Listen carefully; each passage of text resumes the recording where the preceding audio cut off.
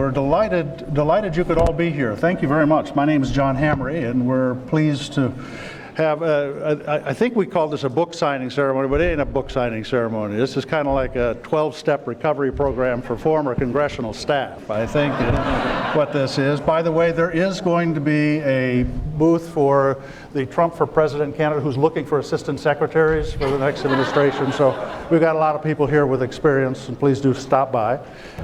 We're delighted to have you here. We're really looking forward to it. It'll be a fun afternoon, and I really do want to say thank you. Thanks to you, Arnold, for giving us a chance to be able to host this, and delighted to have the whole Punaro clan here. I don't think I've seen you together since back when I was first started working in the Armed Services Committee. I was working one Saturday, and it sounded like there was a wrecking crew going on in H-232, and it was Arnold's kids, and they were just ripping the place up to beat the band. You know, he was pretty much a taskmaster on us, but he was pretty gentle with the kids, and so it's good that you've all turned out pretty well. Let me say, we're really glad to have you here. Thank you for coming. I would just to say, when we do public events, we always just start with a little safety announcement. I'm the responsible safety officer here, so if something happens, you're going to follow my directions. We're going to run like hell between right behind us where we've got these exit doors. The stairs that go down to the street is right here. We will meet across over in the courtyard of National Geographic. I'll arrange for ice cream and we'll say praise of thanks for our survival. Okay? Just follow me if we have to. Nothing's going to happen, but I just want to make sure everybody's prepared. I do want to welcome, there are too many dignitaries here, frankly. I mean, it's remarkable the people that have come tonight. And so I'm only going to acknowledge the people who are currently serving in government, and but we had a lot of people that previously served in government. I wish I could recognize it. It will take too much time. But let me just say welcome to Senator Jack Reed, to Congressman Jerry Connolly. We're delighted that you're here. Secretary James, delighted to have here. Secretary of the Air Force. Liz Sherwood Randall, Deputy Secretary of Energy. General Glenn Walters, who's the ACMAC. Mike McCord, the comptroller, soft spot in my heart. Want to say thank you. Lisa Dishrow is the Undersecretary for the Air Force. Janine Davison, Undersecretary of the Navy. Marcel Lettra, who's the Undersecretary for Intelligence. Jen O'Connor is the General Counsel. Madeline Creedon, Principal Deputy Administrator of NNSA. Steve Hedger, who is the Chief of Staff for Bob Work. Jamie Moran, who is Head of CAPE, Director of CAPE. Sean Stackley, Assistant Secretary of the Navy. Steve Welby, who's Director of Defense Research and Engineering. Alan Lynn, Lieutenant General Alan Lynn, who is with DISA. Andre Grudger, who is Acting Deputy Secretary of Defense for Manufacturing and Industrial Base Policy. I just want to say thank you to all of you for coming, and of course thanks to all of you for coming here this afternoon. Thank you for your service. We're delighted you're here.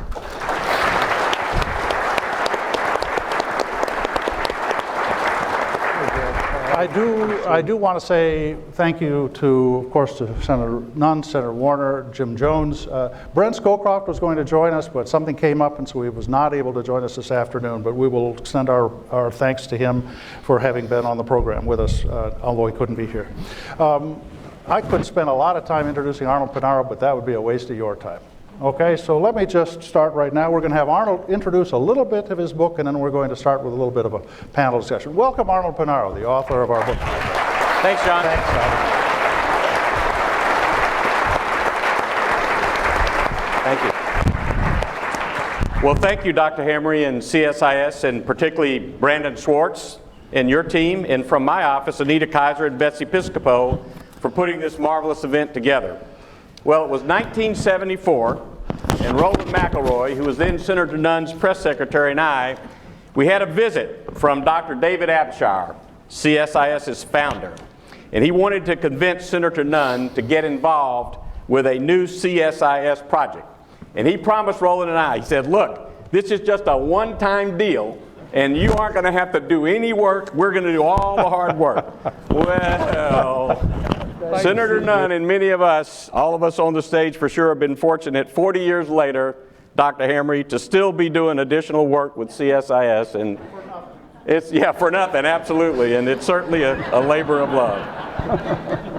I also want to join in welcoming our executive and legislative branch officials for fitting us into your hectic schedule, many former senior civilian and military officials for honoring us with your presence, our industry and association colleagues, the many current and former members of the SASC and HAS staff, and yes, we've even got some great appropriation staffers here joining us tonight. I see them sitting right in the back, Gary Reese, Sean O'Keefe, Sid was here, Jim Dyer, great people. We thank dedicated leaders like Jack Reed for continuing the strong bipartisan tradition of the Senate Armed Services Committee and the other defense committees, which should be the model for the rest of the Congress, and it's a model practiced by our Congressman Jerry Conley.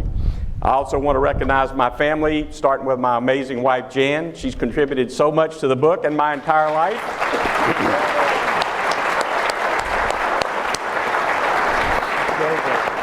Jim Jones refers to her as Saint Jan. I don't get it, but our 4 terrific kids, Joe, Julie, Megan, Dan, their significant others, and our 7 grandchildren, my brother and sister here, cousins, in-laws, family, friends that made it here tonight. Peter Daly, the head of the Naval Institute, and my publisher, the Naval Institute Press, Claire Noble, Judy Heiss, Gary Thompson, the rest of that team, they've been terrific to work with. Couldn't have been more supportive of a first-time author.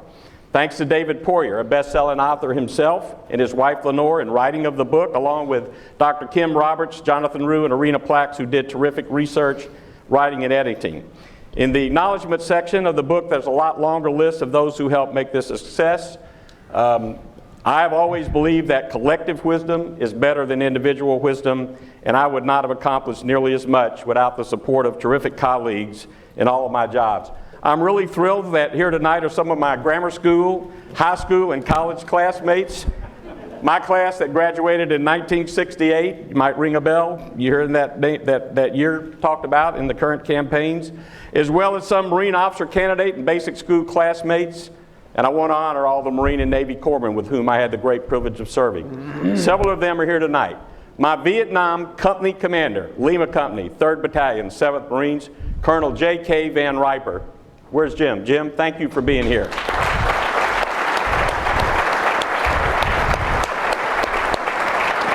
And the 3rd Platoon Commander of Lima Company, 3rd Battalion, 7th Marines, Colonel Eric Chase. Eric, thank you for being here. And an individual I served with for many years in the Marine Corps and the Department of the Navy, Vietnam Medal of Honor recipient, Colonel Barney Barnum. Barney?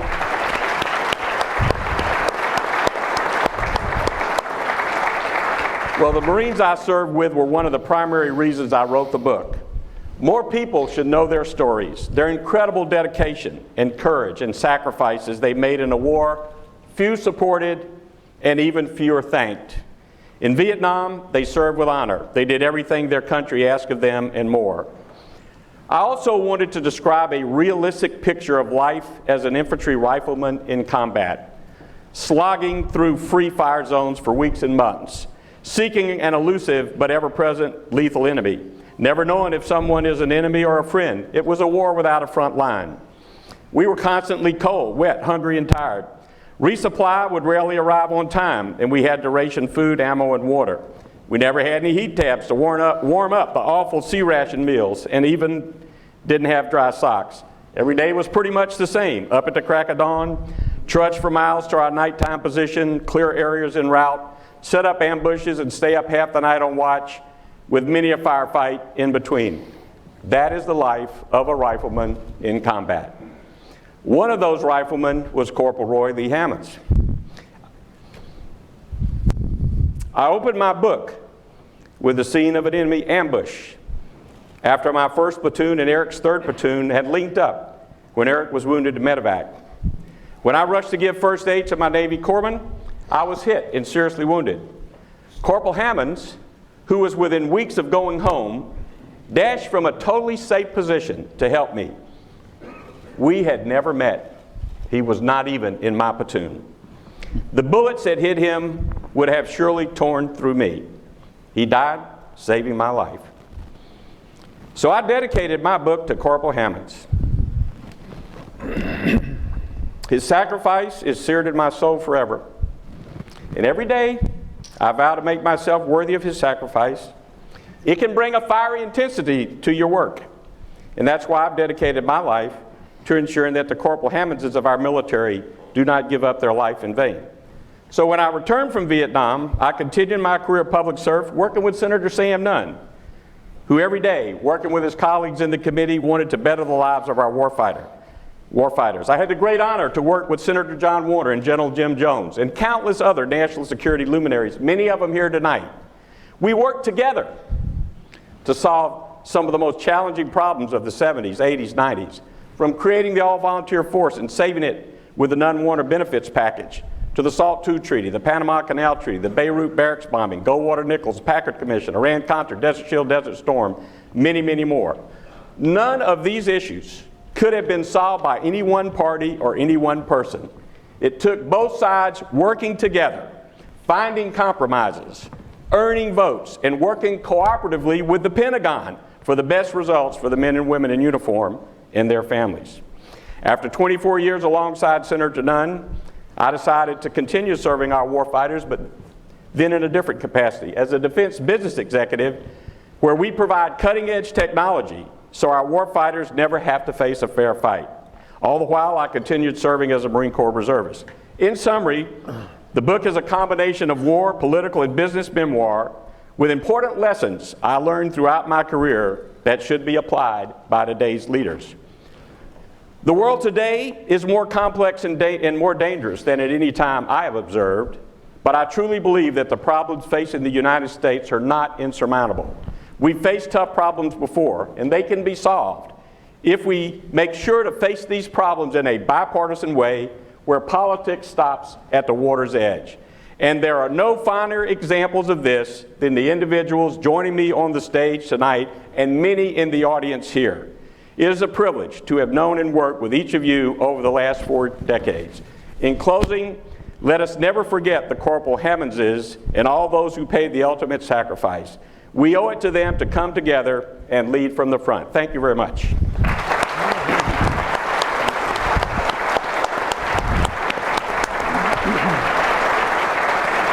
Well done.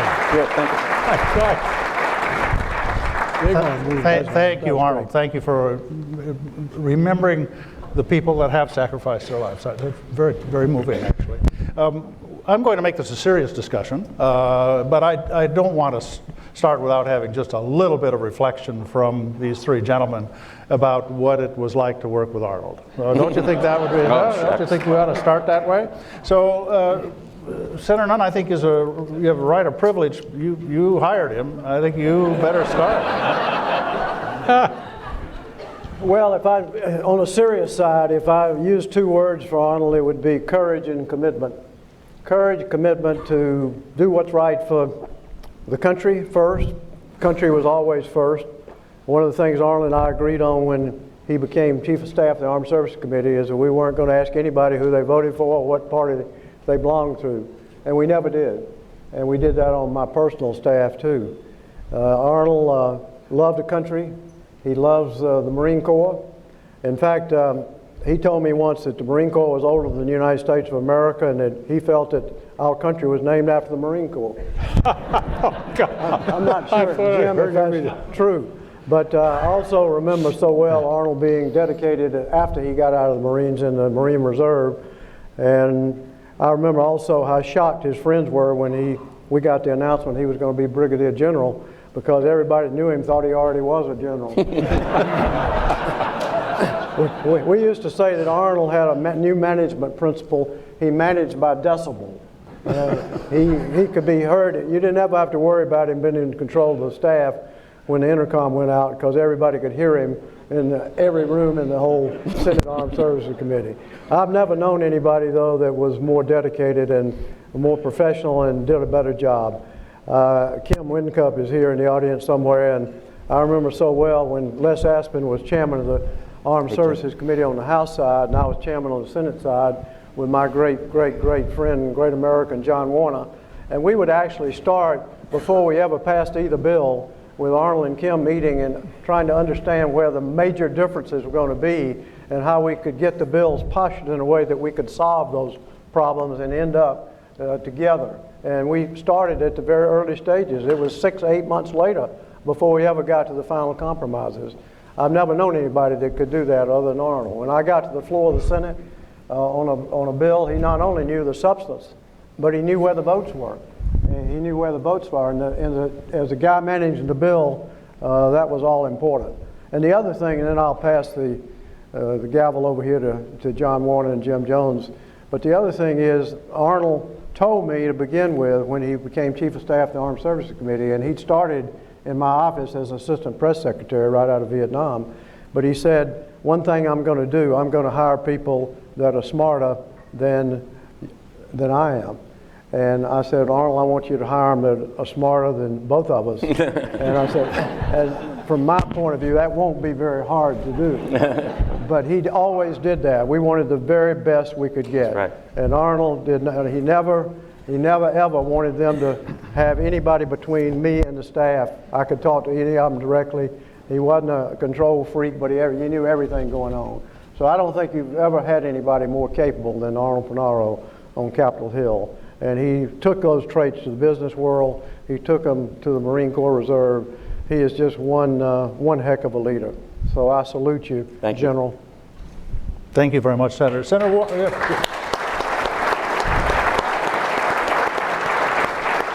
Senator Warner, please. Senator Warner.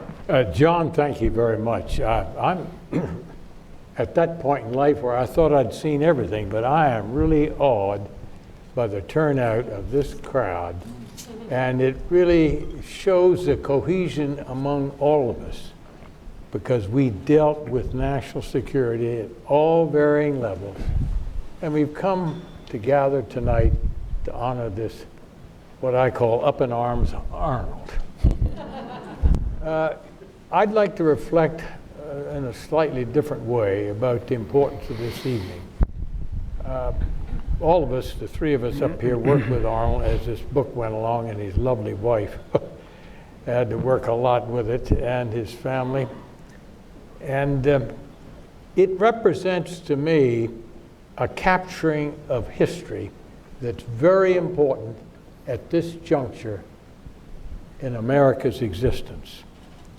I want to reach back to World War II, where I was nothing but a seaman, sailor boy. And I remember we were preparing for the invasion of Japan. It fortunately didn't come about. And we were all headed home. And I remember you go into a restaurant at night, you couldn't pay for anything. We'd offer to pay our bill, and the waiter would say, that table's taking care of it. And that's the way that America loved its service persons. Then I'd fast forward to the Korean conflict. And by this time I had joined the good old Marine Corps, and I remember coming home from Korea, and the reception center, which is checking us out, said, don't wear your uniforms, wrap them up and stick them in your duffel and get some old clothes. Because America wasn't sure that where you've been and what you've been doing. And so I rode through that phase. And then as Secretary of the Navy during Vietnam, we had hit bottom, absolute bottom, where the American public was totally disenchanted with everything at 360 degrees.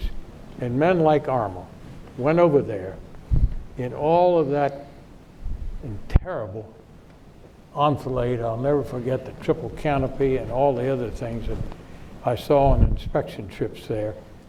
And then only to come home to get eggs thrown at you and receive the wrath of the American public. Now America has made a full swing up to where we absolutely, literally, so deeply respect all of those wearing the uniform. And that's where we want to stay. Mm-hmm. And Arnold wraps up all those chapters in one book. But he needed to tell the story of his colleagues who went through what he experienced over there. And he brought that same knowledge to work with Sam Nunn and me and our colleagues in Congress to make darn sure we never forgot about the plight of the grunt and his family, and particularly the widows and the families that lost him. So Arnold, that's how this book is going to be received. And frankly, it comes at a very important time in our history. Our old republic, we won't get into the politics, but she's getting battered about, the image of America all over the world in this election. And this book is absolutely the wonderful capturing of the American dream of the American boy and girl and how they want to serve their country, advance, and do what's best to keep this republic strong. And you have done it. Thank you. Thank you, sir.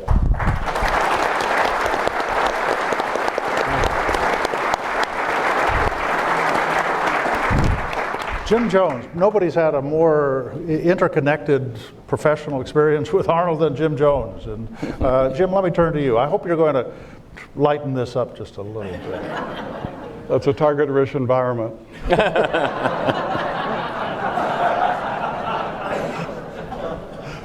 First thing I'd like to do is compliment Jan for her role in the book. I thought absolutely. her vignettes left the reader wanting to hear more because we know there's a lot more there, but Jan, that was a fantastic thing you did.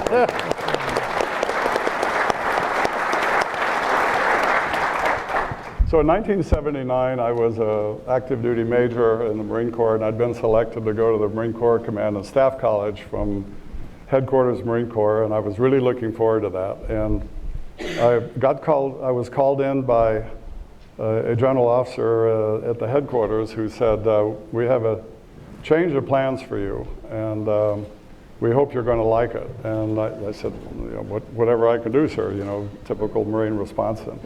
And he said, we're going to send you over to be the Senate liaison officer. And I looked at him and I said, you're kidding.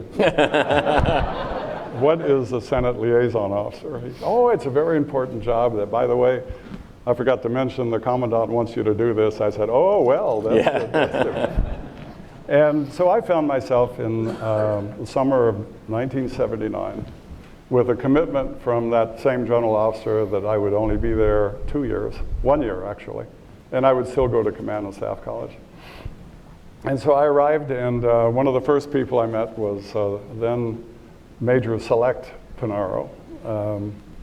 And shortly after that, one of the most pleasurable things that I participated in during my time was to break into Senator Nunn's meeting with his staff and present Arnold with the Bronze Star Medal with Combat V that he had never been awarded, and Colonel Van Riper was contacted and resubmitted the citation that he had never received for his heroic actions in Vietnam. So Arnold, that was one of the first moments that we met, and one of the ones that I remember the most. I want to say that for a young major who, contrary to the general officer's word, wound up spending 5 years in the United States Senate, that it was really easily the experience of my lifetime in terms of understanding how our government works. Marines are brought up to believe that if the Commandant wants you to have something or do something, he'll give it to you. You don't have to worry about it. And that's the only place you go to get a decision. I found out quite differently in the U.S. Senate. And Arnold had a lot to do with that. So from the early days of the all-volunteer force, from some sadness like Desert One in Iran and the attack on the Marine barracks, 1983, and the evolution of Goldwater-Nichols, and so many people here who participated in that. My recollection of that whole 5 years is that I could never tell the difference between Republicans and Democrats from the outside looking in on matters of national security. And thanks to distinguished chairman, Senator Nunn and Senator Warner, that was something that I took with me and have treasured for the rest of my career. But what I didn't know in 1979 was the additional duty of the Marine Senate Liaison Officer was to be Arnold Punaro's career planner in the Marine Corps.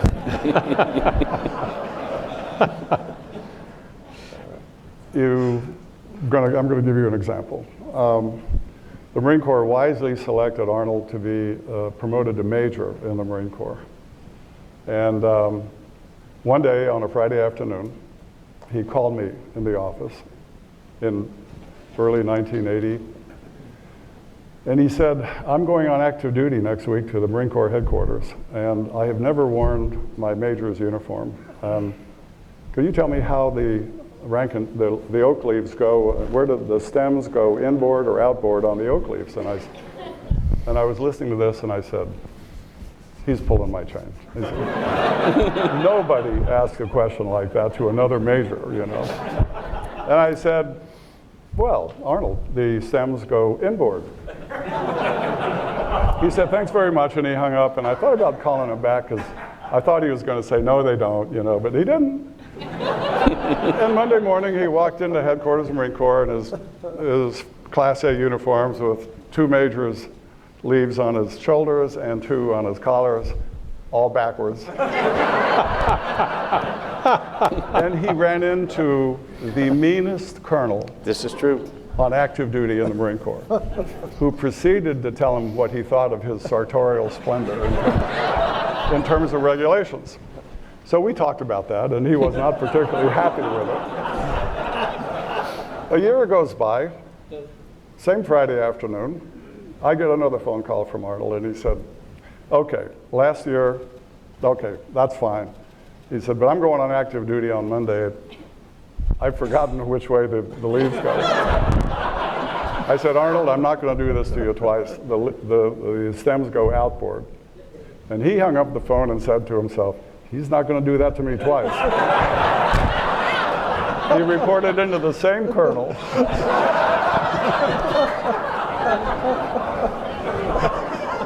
And I got the same phone call. I said, Arnold, I told you the truth this time, you know. And we have had wonderful, just a wonderful lifetime of friendship with Arnold and his family, and Diane and my children, and our grandchildren now. This is a wonderful family. Arnold and Jan have not only succeeded in making our country safer over the years, but he's done it in a way that is completely bipartisan, which, as I said, was really important. He has served his country well in combat, and he has been true to Corporal Hammond's memory every day of his life. I can attest to that.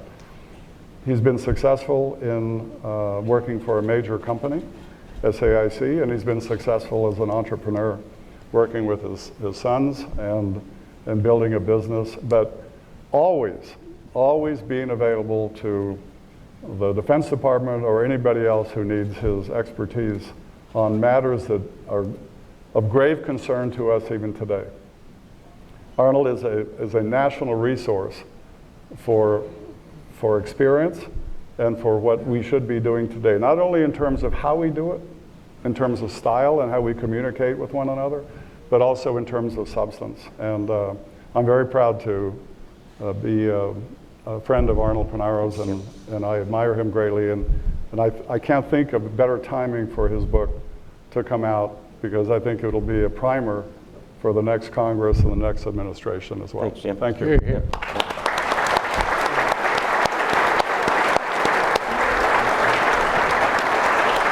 Okay, this is getting entirely too frivolous. So let's take a little bit of a trek into history, and I'd like to ask Senator Warner, Senator Nunn, you early on were some of the first Senate delegation people that ever go to visit Gorbachev. And I'd like you to reflect on that. Arnold, you probably accompanied them. I did. I think, why don't you just set the stage and I'd like them to reflect on it, and then I'm going to ask you to jump and say, what the hell do we do about today's Russia? But let's, Arnold, set the stage for us. So the Senate leadership, Robert Byrd, George Mitchell, Strom Thurmond. Strom Thurmond, and the Claiborne Pell, they had the chair and ranking of Armed Services, Foreign Relations, Intelligence, leadership from the Senate, saw the potential promise of Gorbachev and wanted our delegation to go over there very serious delegation, and the senators spent a lot of time sitting down and talking about who would say what. The ambassador our ambassador to the Soviet Union at the time was out of town, and his deputy, Dick Combs, the deputy chief of mission, is the one that kind of hosted the delegation, and he was explaining to them Gorbachev, and these same members had been over there many, many times, and you knew that when you met with Soviet officials, they had kind of a 3x5 card, you know, and they were going to give a standard answer, and no matter what question you said, if you gave a speech or you gave a one sentence, they were going to give a 1-hour lecture back. But he said, this fellow's different. Gorbachev is different. And he said, we really need to find out what he's thinking, whether or not there's a thaw. And the senators spent a tremendous amount of time talking about who's going to say what and how we're going to do it. And that was kind of the stage. I mean, it was we've traveled together a lot, the four of us up here, and we went to many leaders, but I will tell you that was one of the most substantive, meaningful trips, and let the two leaders talk about it. And then when they came back from the president everywhere, they wanted a debrief about who is this person and can we do business with him. So, Senator Warner, why don't you start to reflect on your meeting with Gorbachev? What was that like? Well, John, I remember the day as if it were yesterday, because Gorbachev was a revolutionary change with the Soviet Union, absolutely. I'd had the privilege when I was Secretary of the Navy to work extensively with the Soviet Union in negotiating the Incident at Sea Agreement and made several trips over there. And now here was an opportunity to see this unusual man, very informal in his ways, who sat there and listened carefully to everything we said. He didn't have a single note in front of him, not a note. Whereas Bob Byrd, bless his heart, had quite a bit of speech to make, every bit of it written out. I remember working with him on a plane going over that night to refine it. And old Strom Thurmond wasn't going to miss Byrd's bounce, and he got up and gave a dissertation, word by word from a text. And then it slipped on down. But I'll interject a little amusing note here. As we marched in to see him, there was one television, and that television was broadcasting to the entire world, because we were the first group of legislative types that he had met from any country in the world. So we were quite privileged. Poor old Claiborne Pell, the fellow that was trying to handle the Codell, move them into seats, got the miscue, and he walked over and he put his back right against the camera. So as the whole world got blacked out, including all the Senate and everything, because I heard about it when I got home. So they missed a good deal of it until he was then seated. They were able to get back into the sync. But it was very precise. I remember, Sam, you and I had 5 minutes apiece, because by the time each of them had taken, he allocated 2 hours to the minute. He didn't have a note, but he answered every single question that was asked. That's my recollection, and you take it from there, boy. Well, I'll just affirm what Arnold and John have said. Gorbachev was different. It was very apparent he was different. As John said, we worked with Senator Byrd the night before to cut his opening remarks down from... That's right.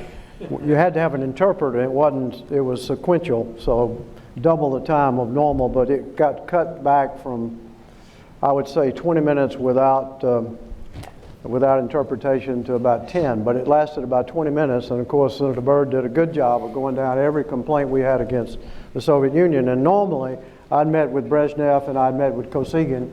Normally they would come back, if the opening statement on our side was 20 minutes, they'd talk 40 minutes at least. Gorbachev, I'll never forget it, but after Senator Byrd made his statement and Senator Thurmond made his statement, Gorbachev took out some paper and he said, "Gentlemen, I've got a speech too, and I can go down every one of the points to rebut yours, and I can say all the things we want to complain about you. But I'm not going to do that because I think we want to have a real discussion, and I'm just going to put my notes down and answer the questions." And so that's what we did, and it was a terrific dialogue. We asked questions. He was very candid about it. And I said to myself then, and I got back and I went directly to a meeting, just happened, coincidence, with a bunch of Soviet, quote, Soviet experts. And they were all debating about whether Gorbachev was different. And I said, he's different, folks. Believe me, he's different. This is a different kind of leader. And about that time was when Margaret Thatcher was saying, we can do business with this guy. It was an amazing part of history that I put Gorbachev down in the great leaders category of the people that I've known.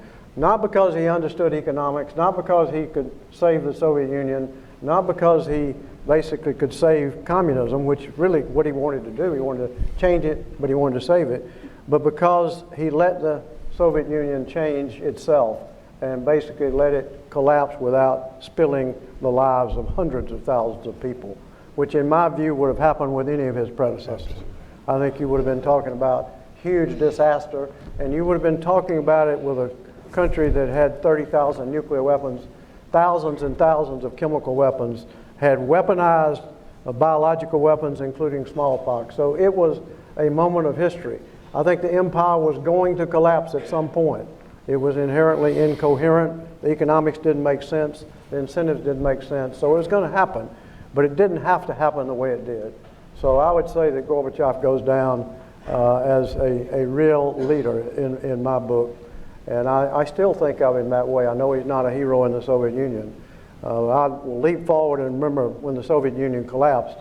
I happened to be in Hungary, and one of my Russian Soviet friends went back when Gorbachev was taken captive prisoner. And then he called me right after Gorbachev was released. We were still there. Asked me to come to Russia. He said Russia. And I said, I don't have a visa. He said, we'll have the Russian ambassador come to your hotel in the next 30 minutes. And I said, I'll believe it when I see it. But in any event, I went directly over there, and there were still thousands of people outside the so-called White House. I met with Gorbachev. Of course, he'd been released, and we had a very good conversation. He was pretty calm, cool, and collected. But I remember asking him, as I was heading to the door, did you have control of the nuclear weapons in the time you were in captivity? The only time I met with him a number of times. He the only time he ever didn't answer a question. He said, Senator Nunn, we've had a great visit. It's good to see you. But long story short, he was a remarkable leader. He really was. So can I ask you just very briefly to reflect on, we've got a very difficult current relationship with Putin. I mean, how would you reflect on the experiences that the two of you had and what we should be doing now? Senator Nunn? Well, I'll confess my biases on this. There's one country in the world that can basically destroy the United States, albeit at the expense of being destroyed themselves, and that's Russia. So I think we have an existential stake in relationship with Russia. I put them in a different category than any other country because I think it's vital. So we've been dealt the card of Putin. Putin's difficult to deal with. He's got a big ego. He's got chips on his shoulders, but I think we've got to deal with him. We've got to communicate. I think it's a mistake to believe you can punish Russia, no matter how much we detest what they've done in Ukraine or Syria or anywhere else. I don't think you can be successful trying to punish them by not talking. I think that's counter to our own national security. So I believe we need to communicate. I think the Defense Department needs to communicate. I think the Secretary of Defense needs to communicate with his counterparts. We're in a dangerous proximity with airplanes and ships moving close to each other in Syria and Ukraine. The atmosphere, the poisonous atmosphere, makes a difference to the troops out in the field. It makes a difference to the people who are controlling, sending a message up the line that we may have a missile attack coming in. It makes a difference to the guys in the silo, the guys manning the airplanes. It makes a difference. So we need to communicate. That doesn't make anything about it easy, but I think it's a mistake not to communicate at every level. We need to have the NATO commander talking to his counterpart. We need to have the head of the Central Asia forces talk to his counterpart, and we need to have the Secretary of Defense talking to his counterpart, chairman talking. Communication is absolutely essential when we have an existential stake in each, and when we have a stake. Henry Kissinger said we are destined to basically be intertwined in our fate, and that's true. So that's the way I see where we are right now. Senator Warner? I just want to add, on Arnold's watch, we put together the hotline. You recall working with George Schultz? And it was abysmal, the lack of communication from the standpoint of equipment Yep. that we were using at that time. The Risk Reduction Center. And on his watch, we put that concept together, and it's grown into what you've developed it so beautifully, the whole center we have now on the basis of communication. But you're dead right about that communication, and we not to be mistaken ourselves, Putin is trying to put Mother Russia back together again. Yep. That's his goal, and he'll push us and push the West unrelenting. And we've got to push back ever so firmly, but cautiously, because we don't want the wrong trigger set. The risk reduction centers, we actually handed Gorbachev a paper, John. You remember we took Yep. it to Bud McFarland, and it had cooperation with them on preventing any kind of accidental war, miscalculation, warnings, et cetera, et cetera. It also had a whole section in there about working together to prevent terrorism. This is what, 1985? And I remember we took the paper to Bud McFarland, as National Security Advisor to Reagan, and Bud said he would show it to the President, because we said, we're going to present it, but we'd like to say that you've read it, the President's read it, and that he would, at least acquiesce in it, if not agree. Bud brought it back, and he took the first half of the paper, and he said, the President, you can tell Gorbachev the President agrees with the first half. And that's what we did. And that's where the risk reduction centers, they're basically greatly enhanced the whole hotline concept, but they're still in existence right now. And John, I heard the other day that they're talking now about possibly, if we ever get back communicating with the Russians, that we would put some type of cyber cooperation in that risk reduction center. Sure. Which is all important, because cyber adds a whole new dimension to the nuclear threat, because of the threat to command and control and to warning, all of those things, not just for our systems, but for Russia systems too. We have a stake in the Russian warning systems working properly. We have a huge stake in that. We also need to find ways to get Pakistan and India, because the cyber age makes everything different, in my view, in the nuclear, and I think we're just beginning to think about that. Absolutely. National Security Advisor Jim Jones, let me just get Well, you. very quickly, I'm always amazed at how one man or one person's significance can make a difference in the world. And just as our two former chairmen talked about Gorbachev, you can say the same thing about President Putin. In 2009 and 2010, when President Medvedev was the president of Russia, we had actually a golden age of cooperation, however brief it was, with Russia. We cooperated with them on Iran. We cooperated with them on not selling S-300 missiles to Iran. We cooperated on missile defense. We exchanged intelligence as to what Iran was up to in terms of its nuclear. But we had one cloud on the horizon, and that was a visit to Russia to visit then Prime Minister Putin, who proceeded to tell our new president that everything that happened since 1945, in his words, was completely different than anything you've read in history books. NATO was the biggest evil on the planet. We had agreed after the demise of the Soviet Union not to expand into Warsaw Pact countries, to have new NATO members. The United States did not come to Russia's aid when Russia was down economically. Instead, we profiteered by it. And he wasn't going to forget that. And if you look at his own personal background and look at how he communicates and what he's doing, he is definitely bent on restoring as much of the old Soviet Union as he can, building buffers around Russia. And it's going to be difficult, but I agree with Senator Nunn that you absolutely have to keep the lines of communication open. But you're dealing with someone who's really steeped in a world that is come and gone, and he wants to bring it back, and that's very difficult. Okay, let me shift here. Arnold, you in your summary introduction, you talked about Goldwater-Nichols, and obviously it was one of the premier accomplishments of the last 30 years of the Armed Services Committee. Again, let me ask you to frame how Goldwater-Nichols got started and structured, and we got to the point for markup, and then I'm going to turn to to Senator Warner, Senator Nunn to reflect on. Well, thank you, John. And you were one of the key staff members there at the time, and many in this audience, many Yes. of the people that contributed to that. I mean, I see Jeff Smith and a lot of folks, Jamie, Andy Efron, and Rick DeBovis. You know, everybody was a huge contributor. And the key thing about Goldwater-Nichols at the time, Les Brownlee, was that the people that were pushing the reforms were the very conservative supporters of a strong national defense. These were not the so-called liberal critics of the Pentagon that would challenge weapon systems. It was Barry Goldwater, it was Sam Nunn, it was John Warner, it was Les Aspin, it was Bill Nichols, it was Bill Dickinson. John Tower, actually, as chairman, had started looking at the reform efforts. Rhett Dawson was here earlier. Rhett had worked on it. Bud McFarland had worked on the staff with us and then had gone down to the National Security Council, as had Mike Donnelly. And what Senator Nunn and Goldwater decided was, you know, and the House actually ran a year ahead of us. They actually got their studies going about a year before we did.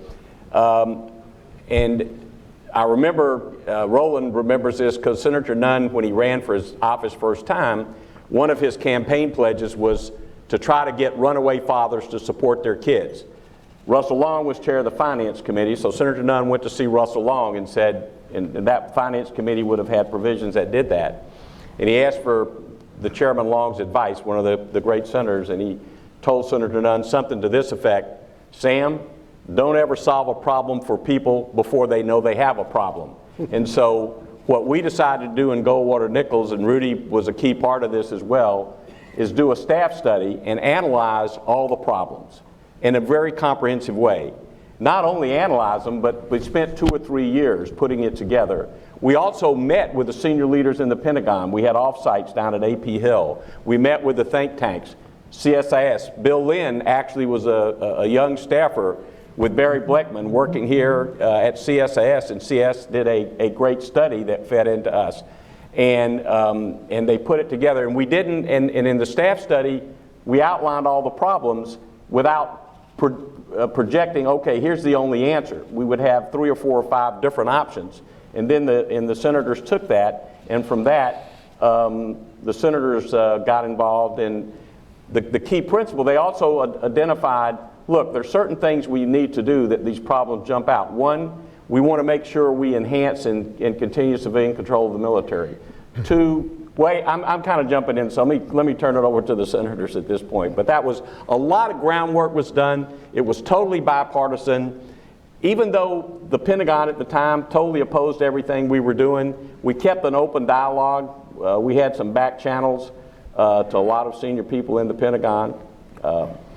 It became bipartisan, but it really, it was, those were real divides. Key, Senator. John, if you go back in the legislative history of recent history, you'll find that those pieces of legislation related to national security, which were done on a strictly open bipartisan basis, have survived far better than others who've been amended and changes or abandoned through the years. Right. And Goldwater-Nichols sort of solidified the ability for people like Sam and myself and other chairpersons and ranking to work together more closely, despite our vicious and understandably strong colleagues. What are you guys doing up there, slapping each other on the back and doing all this together? Come on, let's tear them apart. No, we felt the greater benefit that we could give this country and the men and women and their families was to be bipartisan, and we did it. We did it.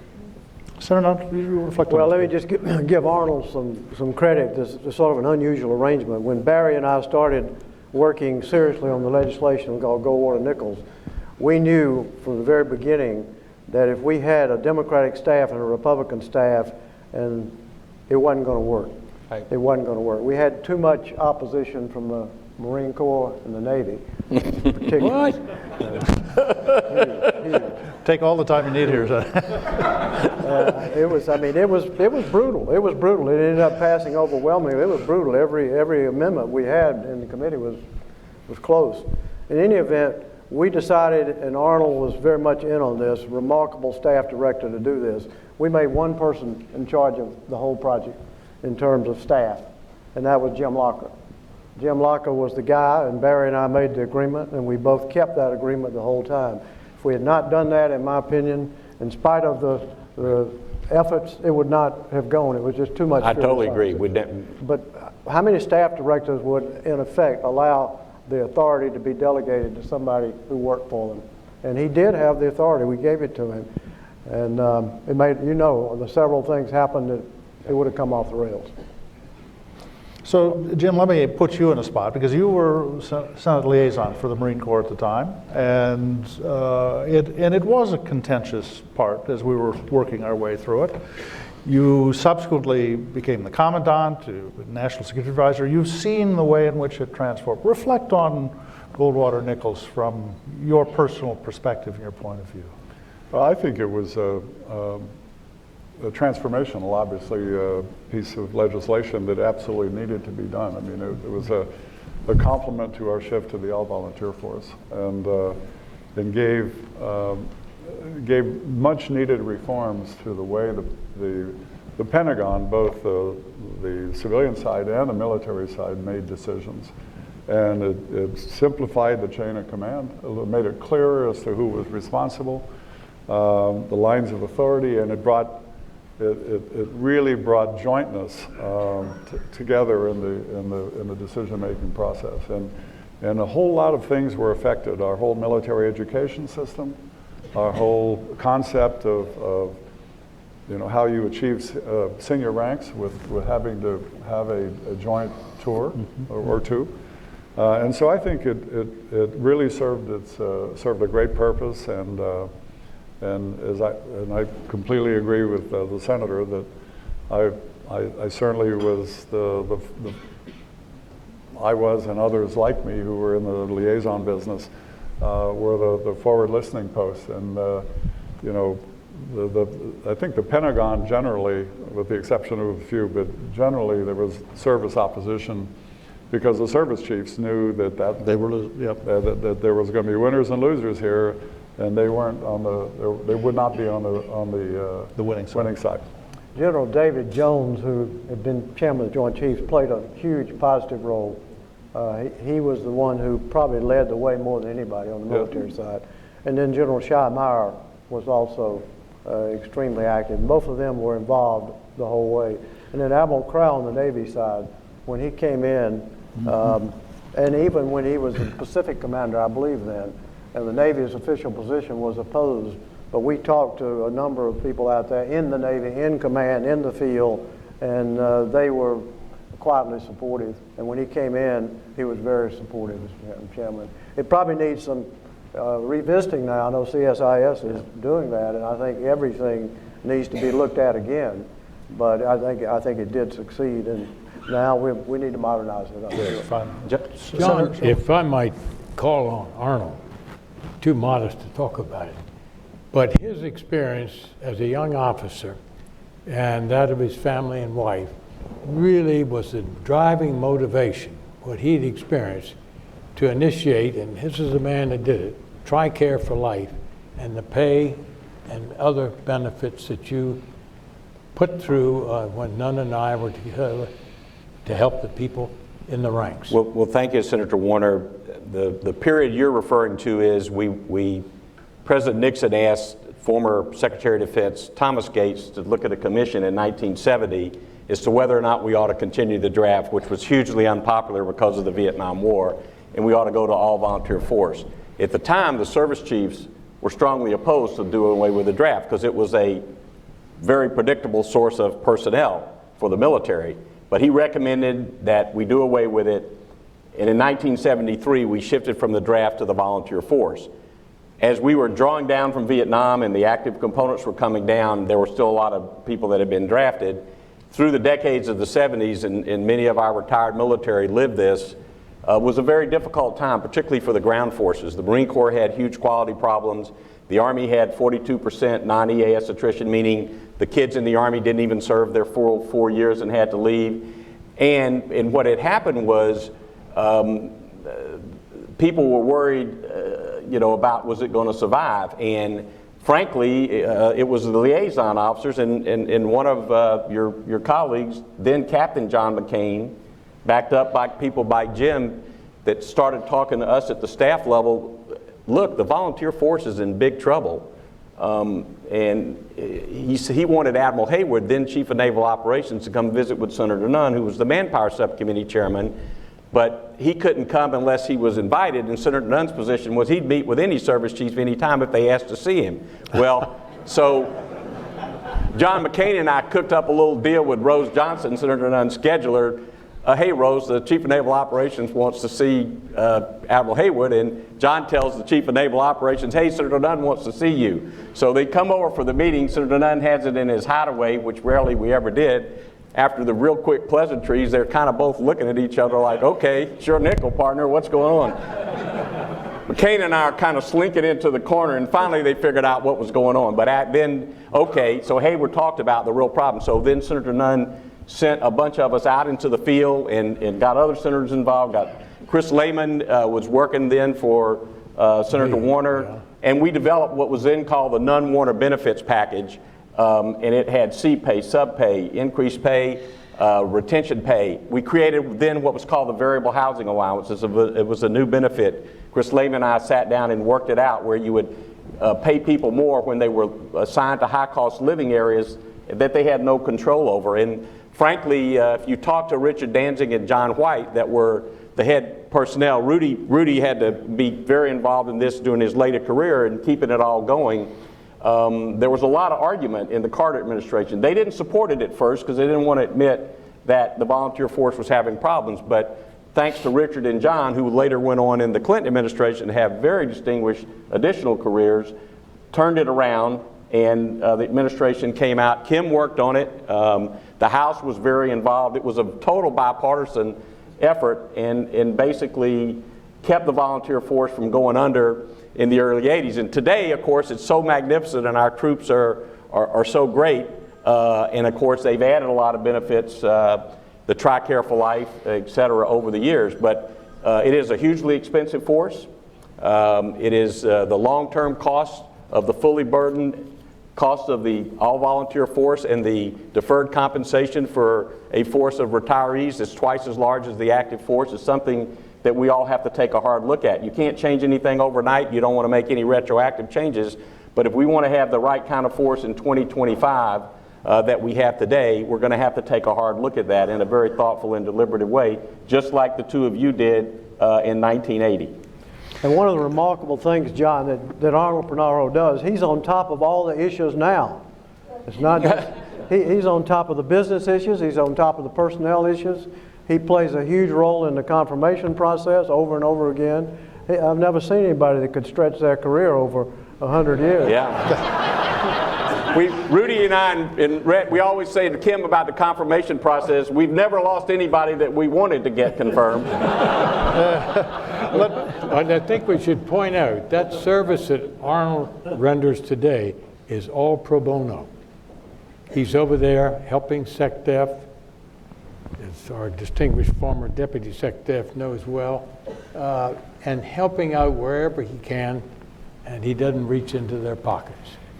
There are a lot of humorous parts of that book. I hope whoever hadn't read the book needs, you'll really find some things. It's not all about serious stuff. I remember one of the things, John, I remember when we were having, Carter was president, we were having the deliberations quietly about whether we could get a group of people to both strengthen defense and pass the SALT agreement. Yeah.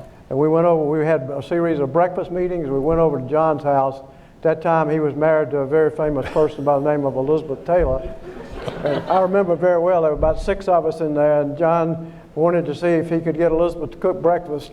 We heard this voice coming out. Arnold's got this in his book. Cook your breakfast yourself, guys. Yeah.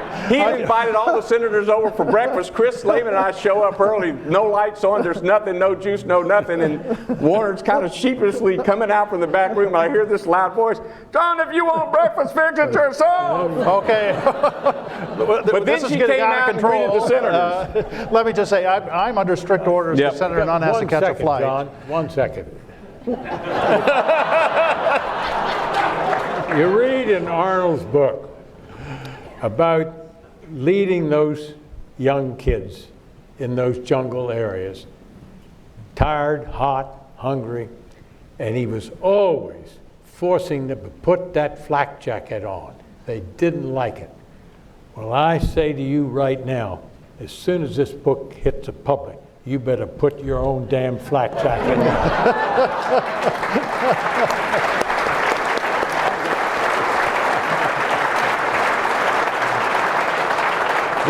I got to tell one minute story. Yeah. We're going to Taiwan. The only time the president of Taiwan could meet was right after we got off the plane. We're dead tired, dead tired.